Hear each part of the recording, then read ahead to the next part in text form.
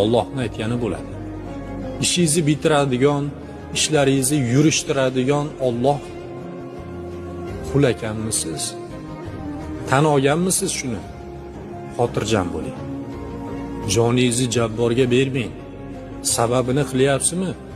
Bugun bo'lmasa, ertaga albatta bo'ladi inshaalloh. Agar sizga yaxshiligi bo'lsa, o'sha harakat qilayotgan narsangizni oxiri sizga bir yaxshilik bo'lsa albatta bo'ladi. Bo'lmadimi demak, bu meni yaxshiligimga emas deng. Tan bering, tavakkal qiling. Bizni qilgan rejalarimiz puxta bo'lmasligi mumkin. Lekin Alloh taolo reja qiladi, unda xatolik bo'lmaydi. Undan xatolik topa olmaysiz.